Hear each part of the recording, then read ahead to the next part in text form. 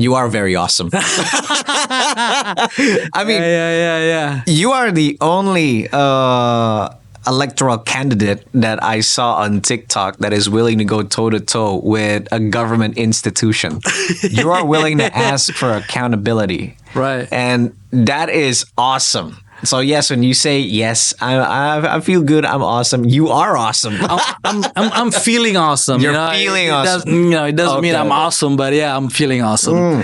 Yeah. Your English is really good. Yeah, I heard you grew up in outside of Indonesia. Yeah, I actually grew up outside of Indonesia. I mean, my English is bad for the last couple of years. I haven't spoken English consistently.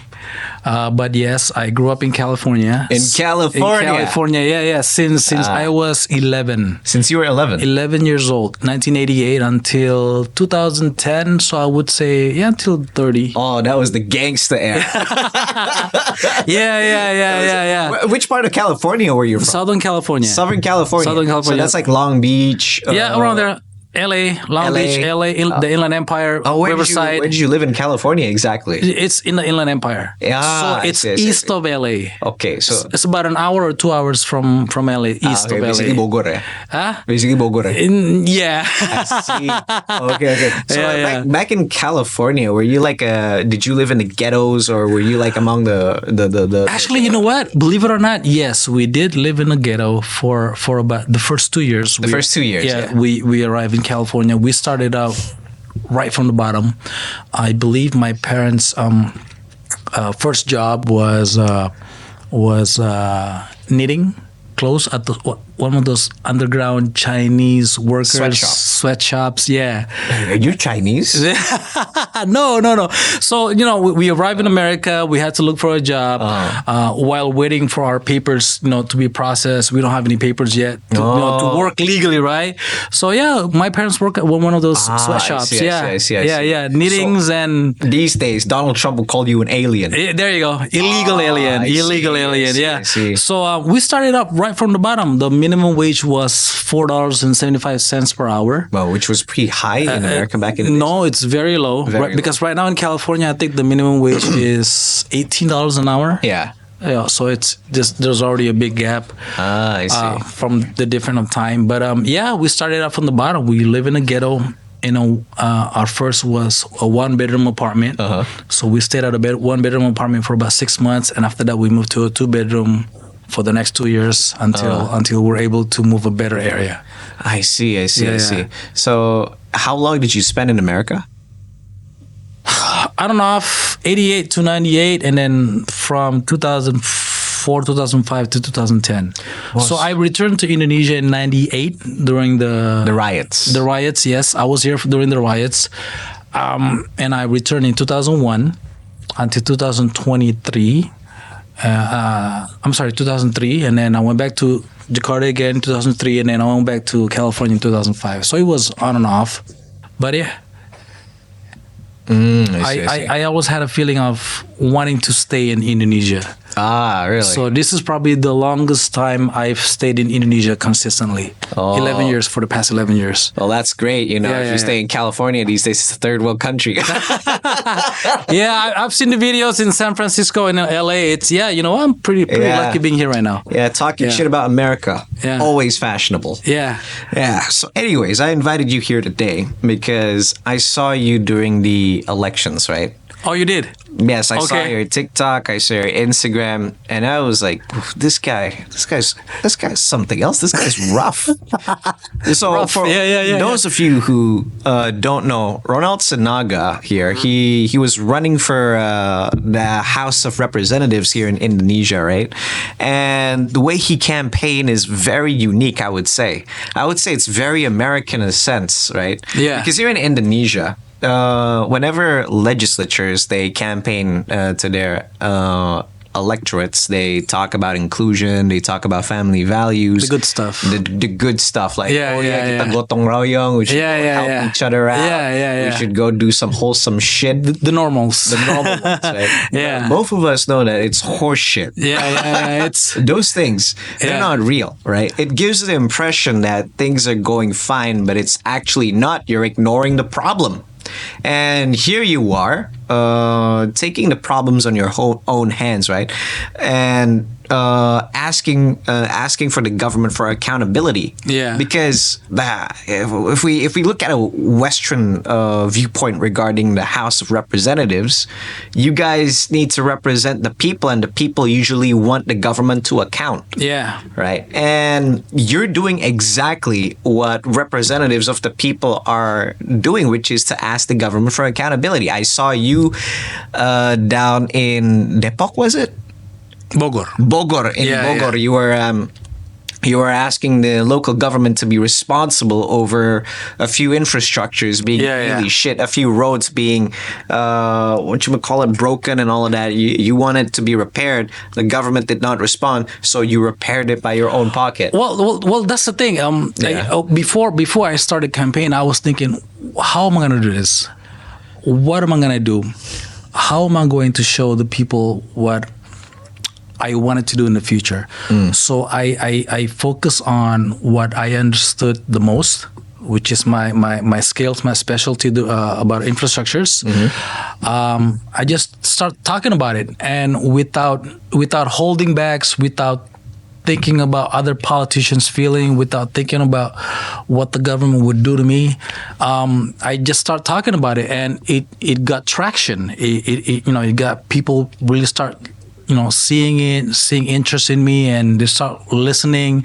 They've been watching it, and you just kept watching people messaging me. You know what you're doing is different. What you're doing is unique.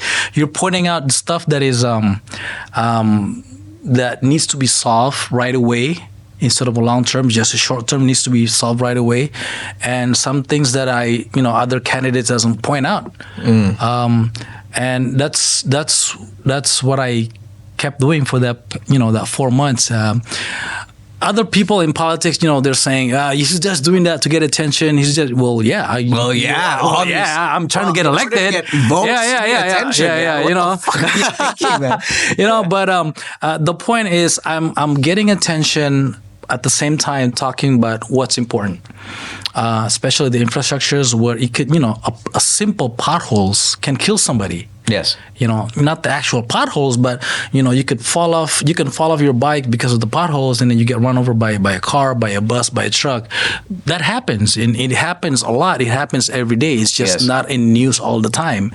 But since I pay attention to it, I know it always happens. So yeah, that's the subject that I brought up during my campaign. Yes, and it's very unique that you identify exactly what the problem is and pointed your finger at the people responsible for it. Because in Indonesia, there is no candidate that is like that, and I feel like that way of campaigning is unique. So I really want to talk about how you did it.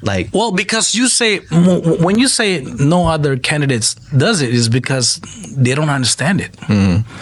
They don't know anything. Well, let me put this the right way.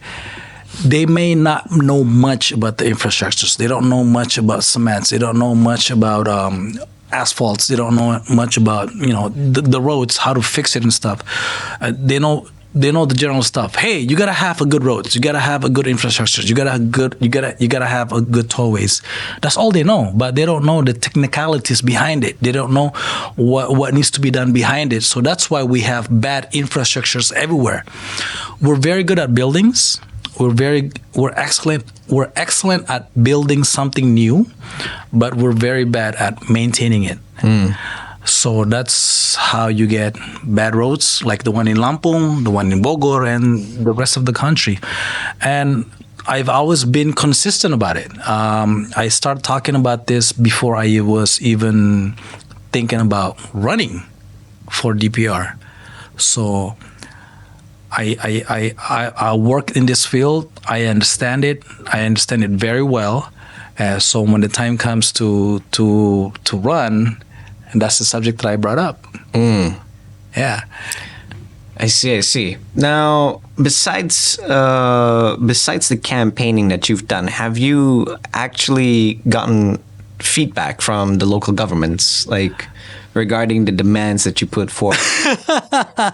I have some feedbacks from other other local governments from Mid Java,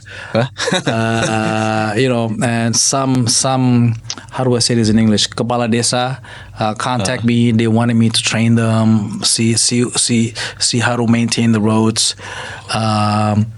How to choose the right construction company that to repair the roads. See, I mean, that just tells you they don't even know much how to maintain the roads. They don't even know how to work. No, they don't. Do you do outside of politics? I do road repairs. Oh, you do road repairs? Yes, I do construction. Yes. I see. No wonder you're like your campaign banner is you on a jackhammer. Yes. That makes a lot of sense. Yeah. So please go ahead. Yeah. So some government officials, they asked me to train their department, their infrastructure, the department, to train them how to do patch holes, to repair the roads. I've done that a few times, but then again, I can't go to every city and regency in every in Indonesia. There's just too many of them. I have no time for that. So since I realized this country is so big, so huge, so many provinces, so many regions, so many cities, I can't reach every one of them by myself. That's why I decided to be consistent talking about it, consistent bringing it up on my social media, consistent reposting of road accidents because of the potholes, consistent talking about, or sometimes, actually, you know what? Most of the times I talk shit about the government road repair systems. From this city, from this region. The internet followers just send me these postings from other cities. Hey, look, is this the right way to repair the roads? Hey, is this the right way to patch the potholes? Yeah. I said, no, this is not the right way. This is bullshit. This is a waste of money. I just keep talking shit. So I've been doing that consistently for the past almost 3 years now. Yeah. It's funny that you're asking for accountability from your local government, but it's actually like different local governments, like they're listening to you. Yeah. It's nationwide. It's not regional. Yeah. So I feel like if you're racing for something besides the local elections, you could do well. Yeah, because like you said it yourself, like people from Mid Java, they ask you to come and train them, right? Yes. So they've been watching. Yes. Now you also say that these people, they can't really do anything, right? They don't understand what they're doing. Yeah. And I see in your content that you keep on. Your arch nemesis are basically civil servants. What do you have to say about that?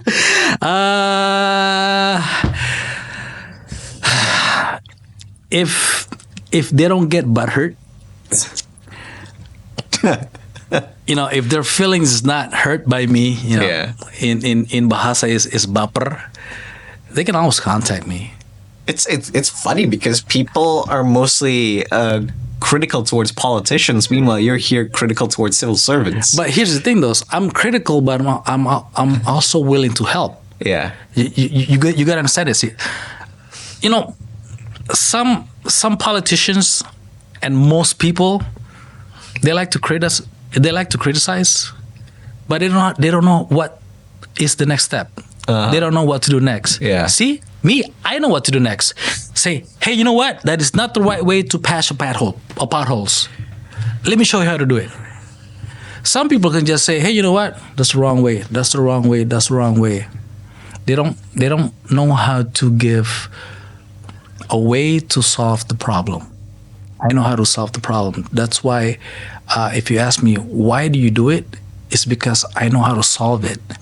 Why do you talk shit? Because I know how to solve it. How do you have the courage to do this? How do you have the courage to talk crap all the time? Because I know how to solve it. So it's just, for me right now, it's a matter of time. If the government needs me, or they don't need me, I'm still gonna talk shit. So you're indirectly saying that people should basically stop depending on the government if they can do it themselves. Not really. Not really, because here's the thing, though. I mean, yes, we the people, we need to help each other. We need to support the governments. We need to support our nations, but it's not our job. It's the government's job to maintain the roads. It's the government's job to maintain the infrastructures. the main reason I do this is because I know if I fix that particular potholes, which I've done many times, I know I have saved a life on that part. Because I've fixed roads before for this past 2 years, because I know that holes or that potholes has killed someone 2 or 3 nights before. So I get report from my followers. Hey, you know what? There was an accident here at this point last night. They send me the pictures, they send me the videos, they send me the location. Okay, if my team is available, I just say my team go fix it.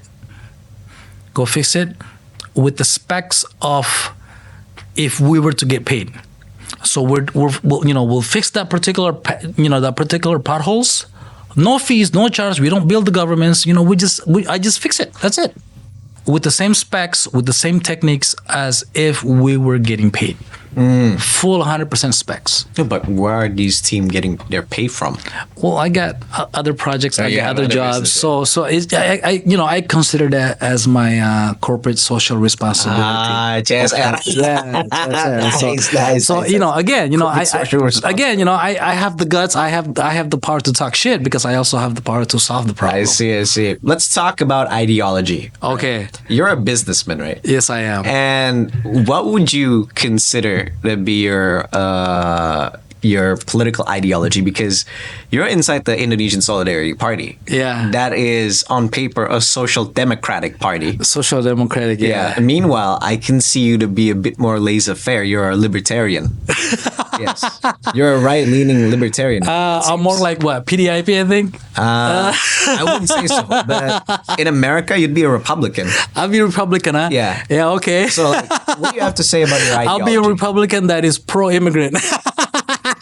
I mean, the Democrats were pro-slavery. Yeah. It can change. The reason I chose PSI as my vessel last beginning of the year is because I like their taglines: no corruptions and no anti-korupsi, anti-intoleransi. Yes, yeah.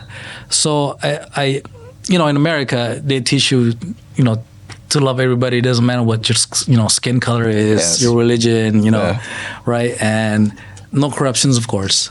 That is one of the biggest problems that this nation has, and it needs to be fixed right away. So that's why I joined the party.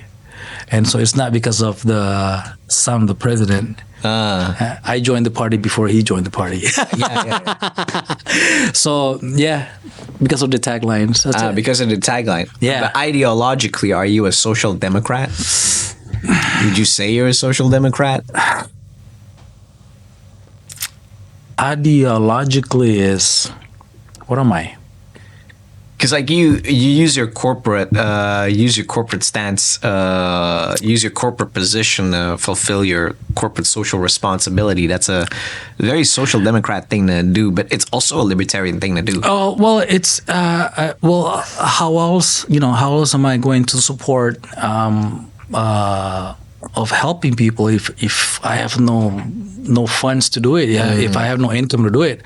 I'm not a welfare company, I'm not a rich conglomerate that has billions of rupees in my bank account. I still have make money, but then I use my time wisely to help other people.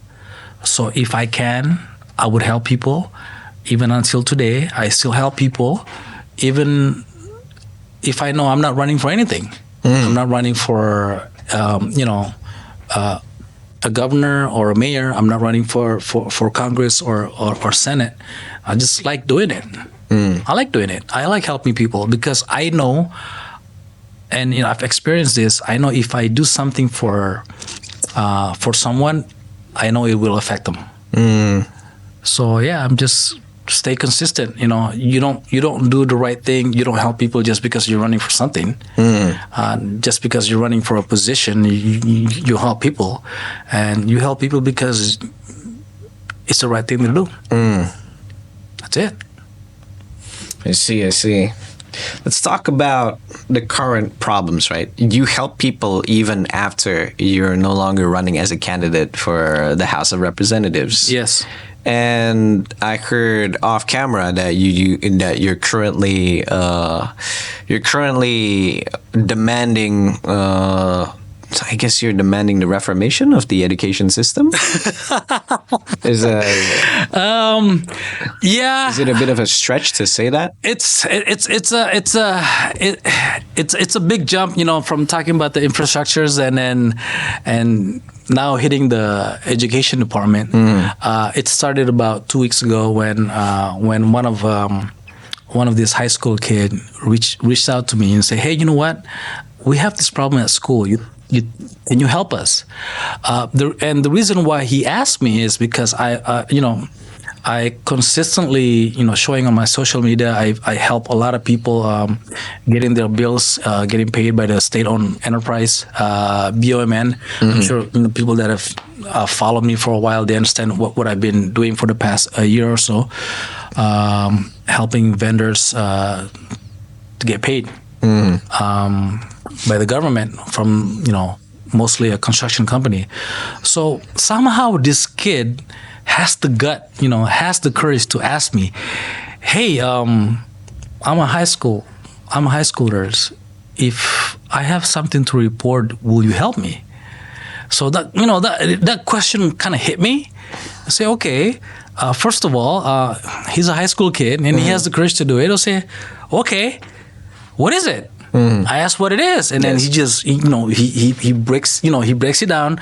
This is what happened at school. My school is asking for this much amount of money for this, and they've been doing this for years. Can you help us out? Please help us out because most of my friends' parents, they can't afford it.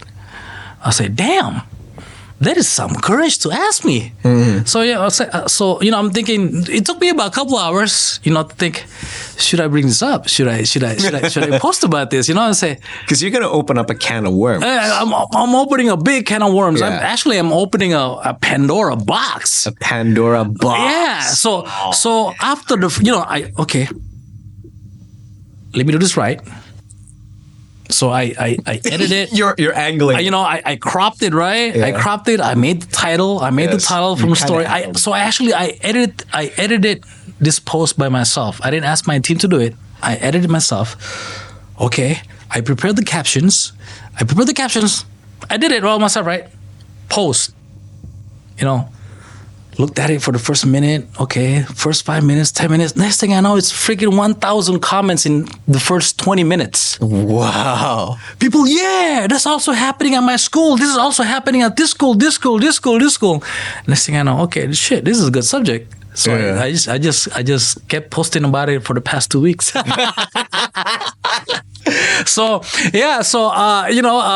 Being consistent, that is the important thing, is being consistent. And that is the problems that most politicians have today, is they can't be consistent of the things that they want to do, they want to change.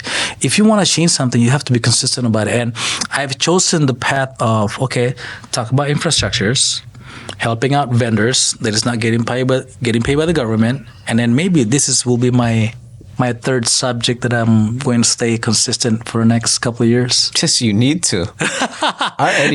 Our education. The thing about our education is that, oh my God, I'm a byproduct of our education. I'm actually a byproduct of the education of many countries, but this one in particular, because I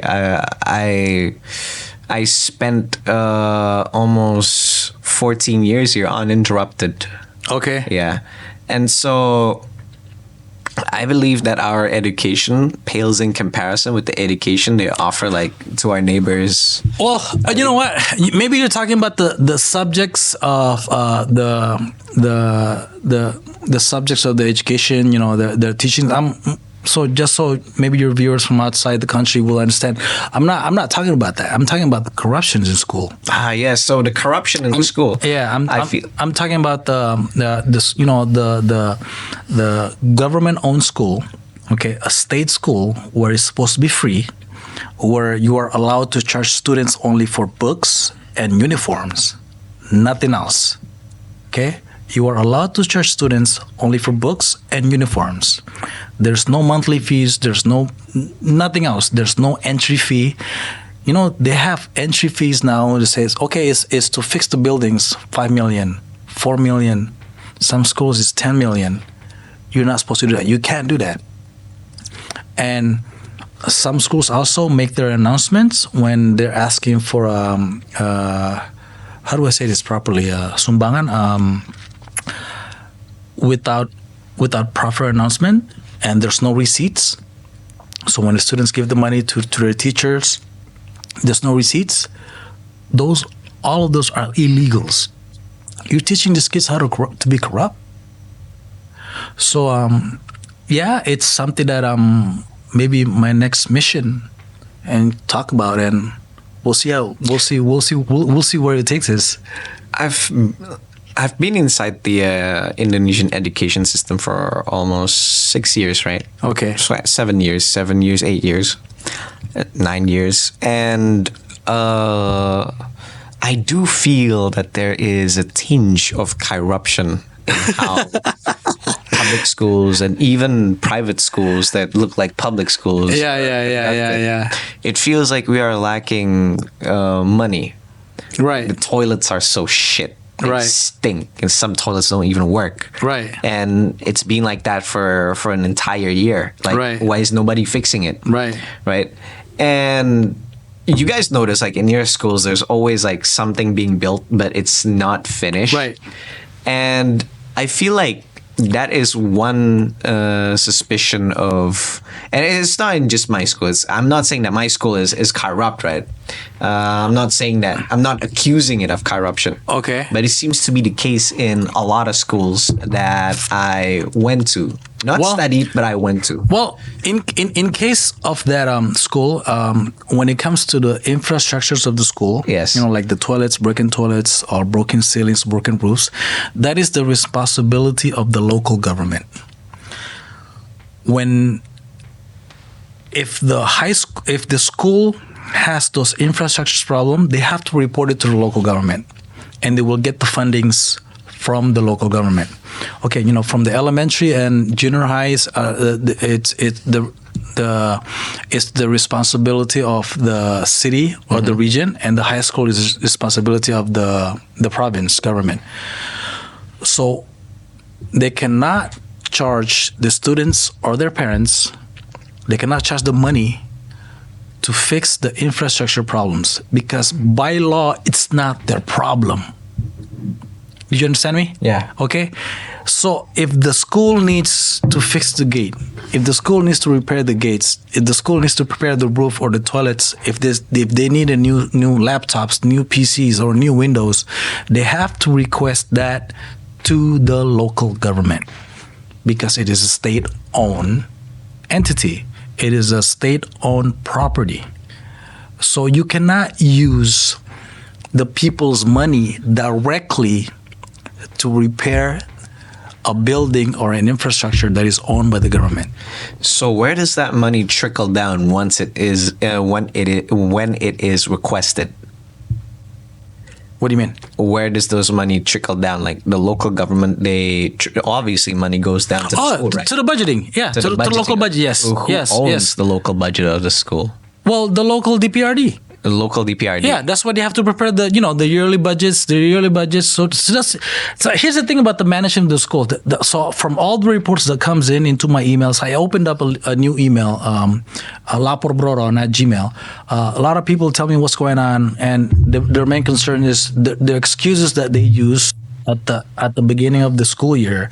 Oh, we have these fees to help repair the buildings, or to repair the infrastructure of the school. They have to prepare that. Anything that the school needs, they report it to the local government, to the Dinas Pendidikan, right? And then every dinas, every division of the local government have to make their budgeting, where they will discuss their budgeting with the DPRD, and then they will approve it for the next year. So if they do it properly, if the management from the school if the management is smart enough to request those funds, they will get it next year at the school budgeting. But I've seen these teachers, man. I've seen these principals. They're not smart. Yes, they can teach, but a teacher can teach, but they may not be able to manage something. Managing a school is like managing a business. Again, a teacher can teach. Yeah, they can teach any subject. They can teach math. They can teach Bahasa Indonesia. They can teach science. They can teach social studies. But it doesn't mean they can manage something. It doesn't mean they can manage a school, or it doesn't mean they can manage smart enough to see what the school needs. Finance planning, the financial planning of the school, what it needs for the next year, what needs to be repaired. They may not be smart enough for that. And so corruption happens in this level, right? And yes. How does corruption happen? The corruption happens because they think it's easy money. Oh, okay. Okay? Yeah. Imagine a teacher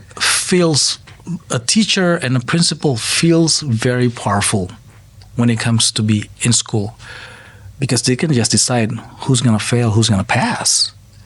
They have that power over the students. Yeah, they have the power over the students. That's why not a lot of people are willing to voice this. Not a lot of people are willing to come out and say this. Yes, they will message me privately, but they also tells me, please hide my identity. So, it all started 2 weeks ago, with these high school kids. Okay, he has the guts to talk to me, but he also tells me, please save my identity, because I don't want to be in trouble at school. I don't want the school to fail me. Makes sense, because the school has the power to do that. So that's insane. And these teachers, they realize that they realize they have that power. They realize they can pretty much, they're playing God. These teachers are playing God at school. What's the root of the corruption? Is it because the teachers lack incentive, or because the teachers are way too powerful? Oh man, I don't want to get into that. You don't want to get into that. That's a whole different subject. They say people, teachers are not getting paid enough. All that stuff. That's another, political debate. But it's. We don't need to talk about the why they're doing this. We don't.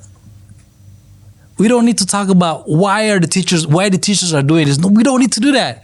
It's basically they can't do that. Because there's regulations for that. Because there's regulations from that. You cannot collect money from the student or their parents other than for books and uniforms. Yeah, so no excuse. It is written, yes. Yes. There's no excuses, yes. It doesn't matter your reasoning. They're using it. Okay, this is the decision of the school committee. The school committee there. Yes. The school committee, there's teachers in there.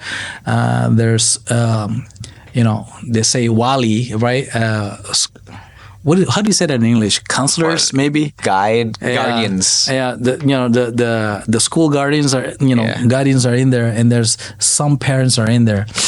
But by law, by the rule of Kemendikbud, right? It says you cannot ask for funding. You can ask for donations, right? You can ask for donations. The key word is donations. But you cannot request for fundings. It cannot be a must. It cannot be a requirement. Okay. But they hide behind that because, okay, if you don't donate this month, you're gonna owe us at the end of the year. And if all the donations are not paid off, you will not get your diplomas. That is terrible. Yeah, and there's rules and there's a regulation from Kemendikbud. It says that you cannot hold someone's diploma because they owe something to school.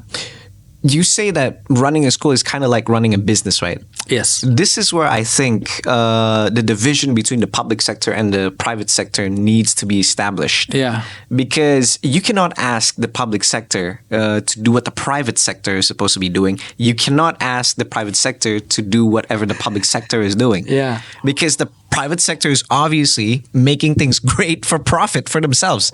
Yeah. Selfless for selfish reasons. Yeah. Meanwhile, the public sector, they need to circulate money everywhere. Right. And so it causes this imbalance of motivation, opportunity, and incentive. Yeah. And like, I don't want to, you don't want to open up the can of worms as to why teachers are doing this.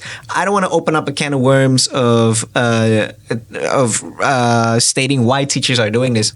But it's obvious they're doing this because they think it's easy money. They think it's easy money, right? and they think no one will go against them. And no one will go against them. Yes. Imagine if this was a private sector. But in private sectors, when you enter a private sector school, they will tell you during the second month you will need money for this. You will need money for this. You will need money. Everything is already defined in the beginning when you enter the school. Yes. Okay. In the public schools, here's the thing. I'm gonna how do I say this properly? If you were to get fundings from the public, which is the students and their parents, you need to publicize what the money is for, and you need to break it down. We will use this money to do this, to buy the toilets, fix the windows. Yeah, auditing. The auditing, right? Auditing, yeah. Or at least open the information to the public. Mm-hmm. This has never happened. First of all, you ask for money. Sometimes some schools doesn't give out any letters, doesn't give out any warnings, and some schools, actually no, most schools, they don't give out receipts.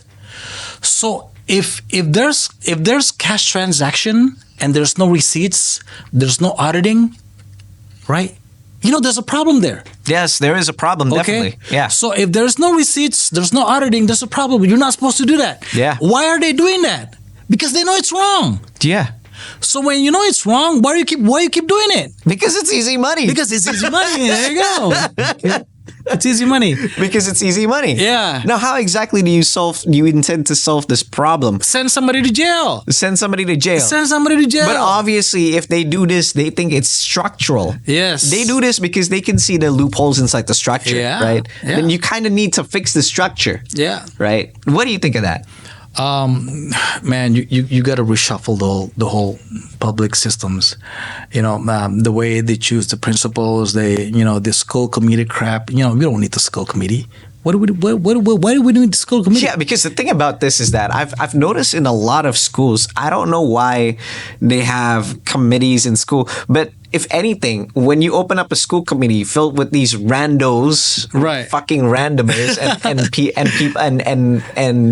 and students' parents, right, you're just opening up room for politicking. But committees, the school committees, when they say it represents the school's parents, maybe or 2 or 3 of them. It's no more than 5. No more than 5 people. You're just opening up room for politics. There you go, and that's what happened. So you don't need to politic inside education. So you have 5 representatives of the parents, but when you have 700 parents, when they say no, we cannot afford that. No, we don't want to pay, and here comes the school principal. Well, it has been decided by the school committee. You can't do that. School committee is not. It's not a representative of the people. It's not a representative of the parents. And you cannot force them to pay something when a school regulations, a committee regulations cannot override a government regulations. I think. There's a hierarchy there. Yeah. Okay. Yeah. When the hierarchy says you cannot ask for money, you cannot make a small regulations that says you can through the committee's name. Yeah. Because committee is not the school. Yeah. It cannot be tied like that. Yes. So, it's illegal. I feel like the only way to solve this is to cut the tail, to cut the bureaucracy. Yeah. Right? And the only person that can do that is the minister. Is the minister, right? I don't know if he has the guts to do it. So, if he needs my help, You can find Bro Ron right here. Minister. Yeah. What's the name of the minister now? I don't know. They just changed the minister. So I don't know. We're used with Nadiem Makarim as minister, and we're used to that. We're used to that. Yeah, now they break down to whole three and then like afterwards, like they break down one ministry. Now it's like three ministries now. Yeah. Sometimes it's one ministry, but then it's free wamen, free vice ministers. Yeah, so I don't know. I don't know who holds accountability in this. But it needs to be overhauled big time. It needs to be overhauled big time. What I propose is that the government creates the standard for education, creates model schools for schools to for other schools to emulate, and then hire the staff not from civil servants. So the staff does not come from civil servants. The staff needs to come from locally sourced educators. Right. So that way it creates. You're basically teaching for the people. Right. You are hiring a civil staff, not a civil servant.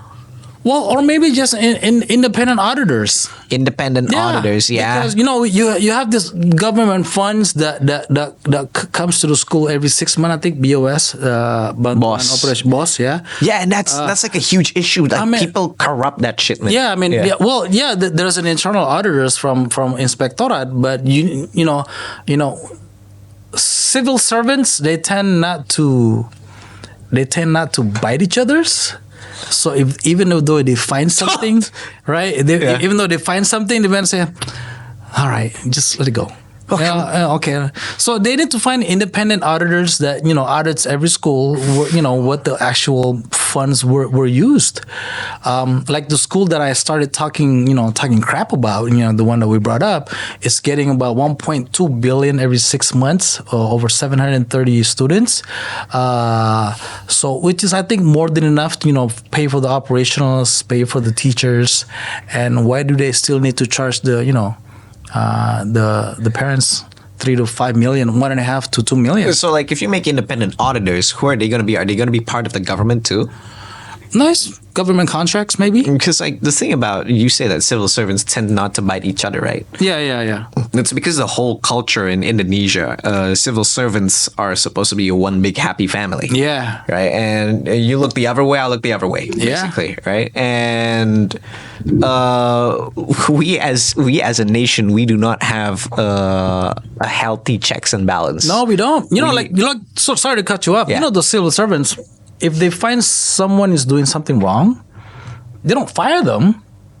If it's not a big, if you don't kill somebody, you're not gonna get fired. You're not gonna get fired. You're not gonna get fired. Yeah. So let's just say in this case you're ripping people off. You're ripping the students and their parents off. You're ripping them off. Worst thing that will happen to you, you're gonna get transferred. That's it. You're not gonna get fired.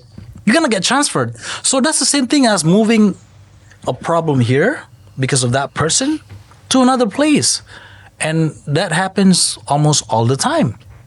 You don't get fired. Do you think it's because the recruitment for civil servants come from one door? That's a whole different subject to talk about. That's a whole different subject. What do you think is the reason? Well, that's one of them, but that's a whole different subject. But so you don't want to open up the can of worms. It's another can of worms. You just want to keep it inside. Yeah, let's talk about the education. The pungutan liar, and that's it. But it's a lot of can of worms in this education system, including the civil servants system, and including the auditing system. It's amazingly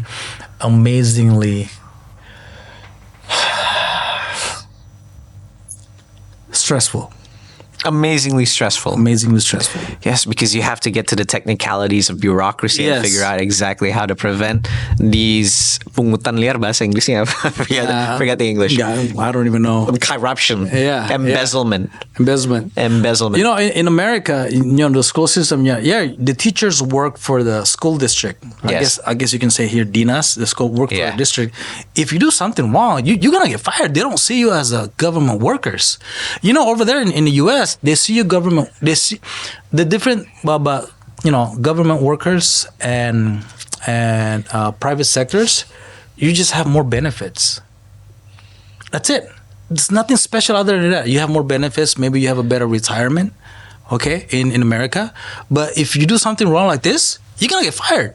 You don't need to go through some courts. You don't need to go through some bureaucracy, this and that.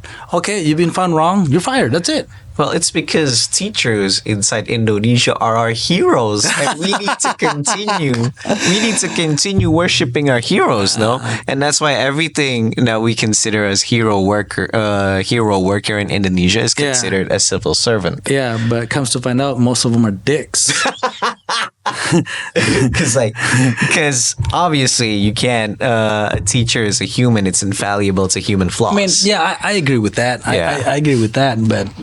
But if when it's wrong, it's wrong. Somebody got to say something, and somebody has to stop it. We tend to. I want to talk about like the bigger picture here. Like we tend to romanticize these values, these occupations. You know, like.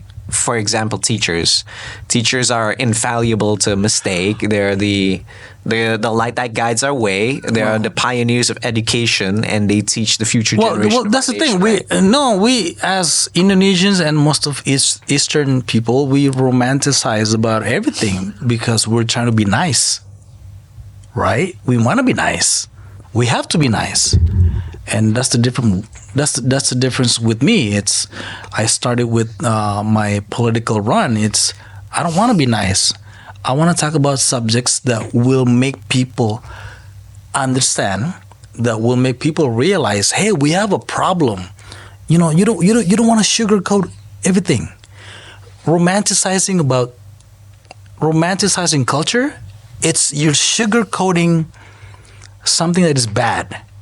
Because you want to be ethical, you want to be nice to them, you want to seem nice to people. With me, I don't care. I don't care what people think of me, because I like what this guy, what's his name? I follow this guy. He always says, what's his name, Nang? He always says this, facts don't care about your feelings. Ricky Gervais. Ricky Gervais, was it? No, he wasn't. He's a comedian. Grant Cardone? No, it's not Grant Cardone. So I like, that stuck with me, when sometimes, actually most of the times when you talk about facts, most people don't like it, right? That's why most politicians, when they campaign something, they just sugarcoat stuff. They romanticizing what needs to be, what needs to be proper, what needs to be nice. With me, no, that's not. We have a problem. Hey, dude, we have a problem. We need to talk about it. We need to counterattack.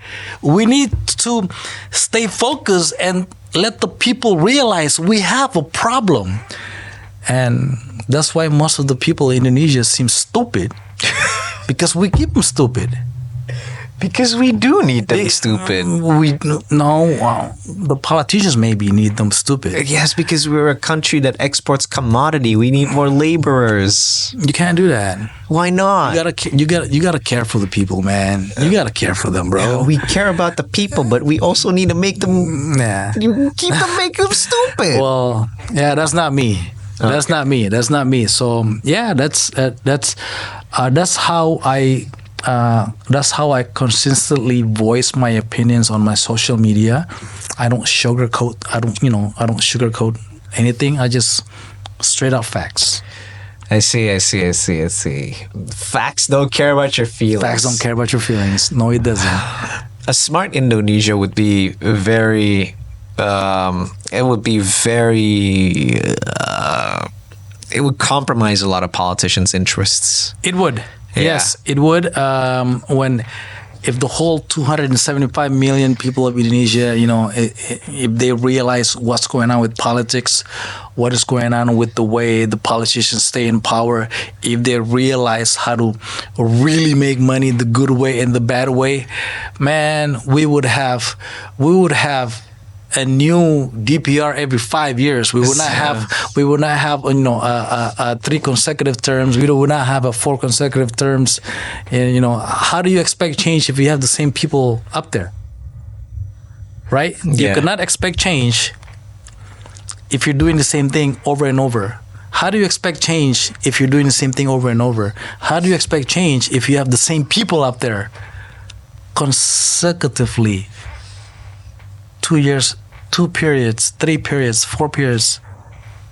How do you expect change? It's going to be a really tough battle to fight corruption here in Indonesia. And I feel it's something that needs to happen in tandem from two sides, both internally and externally. Right. We've identified the problem, and the problem seems to be of the human element. Yeah. But the thing is, the human element does that problem because they realize there are loopholes. Well, that's why I hope PSI is consistent. Talk about the corruptions, the Solidarity Party. Yeah, Solidarity Party, and hopefully they're consistent about pushing the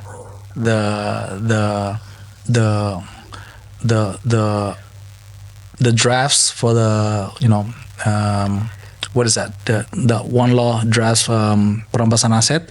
Hopefully they're consistent talking about that, pushing it, even though we're not in parliament. But sometimes a little voice, a tiny voice can also make a difference. And if it's like a million voice, it's like if it's like a million voice. Like if a single ant bites you, it's just gonna like itch you. That's where you're wrong. 500 ants. No, that's where you're wrong. Okay. That's where you're wrong.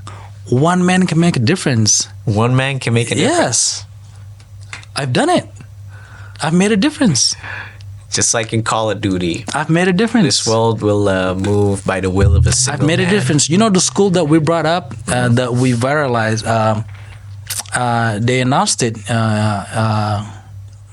They announced it by, through a reporter. It says, okay, all the alumni from the school, they can come get their diplomas without any hassle, even if they owe donations, they can get their diplomas without any charge, any fees. So I've made a difference.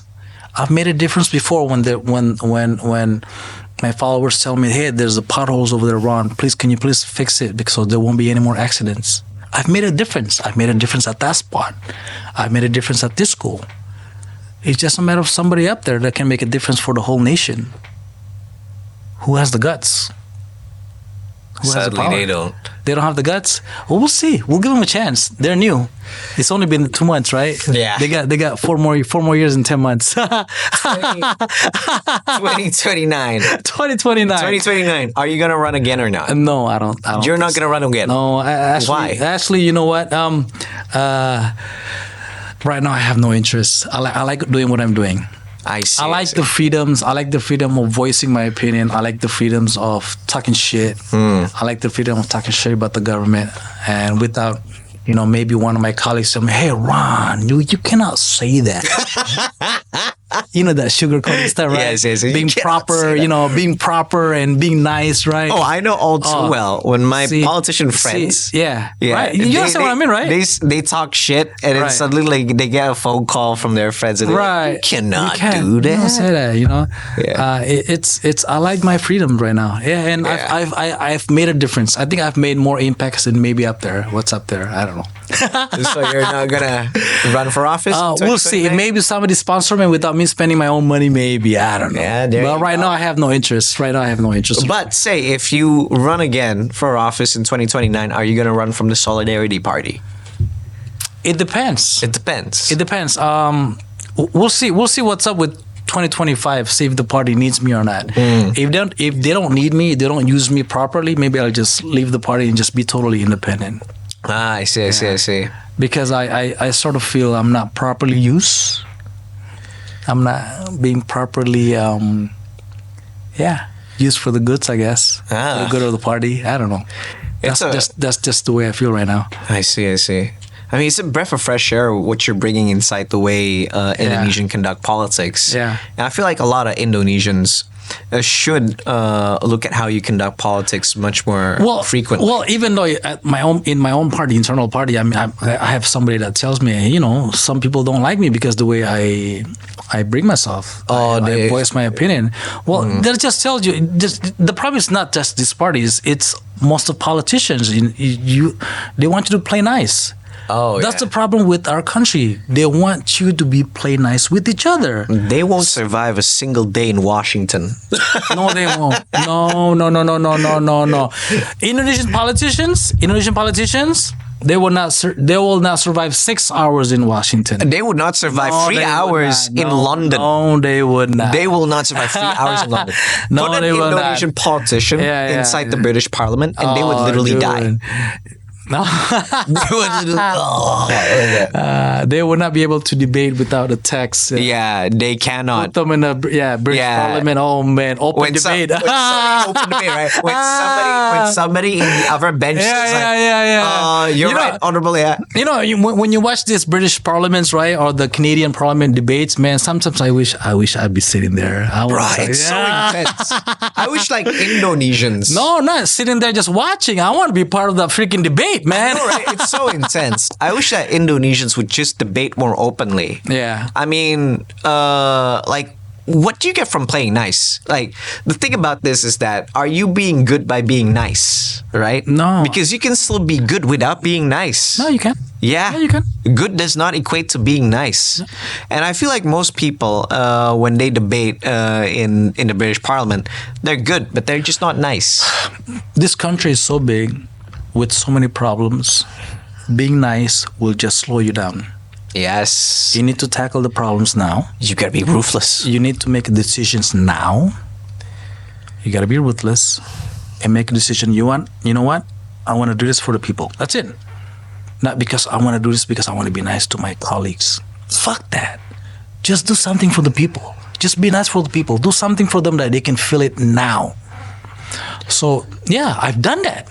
I've done things that the people can feel my work. I've done that. And it feels good. I'm addicted to it. That's why I'm consistent. Just keep going. As long as I can feed myself, feed my wife, feed my family, I'm still going to keep going. In the end, I just feel like whatever you're doing, remember, are you being good or are you being nice? Because when you're being nice, it doesn't mean you're being good. That's right. That's right. Yeah. Right? Right.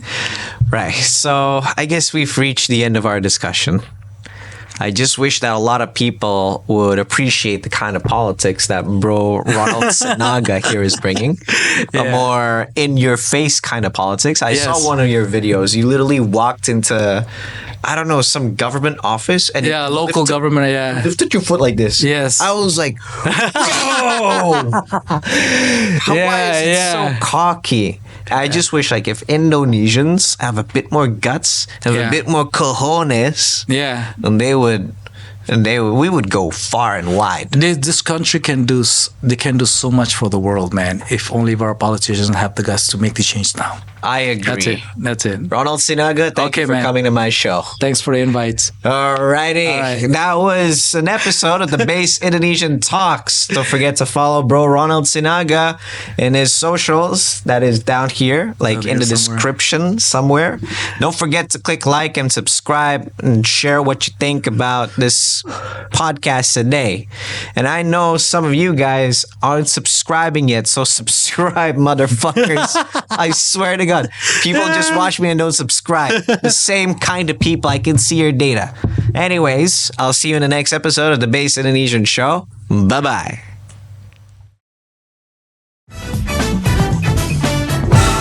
Subscribe to the Base Indonesian Show. Dijamin halal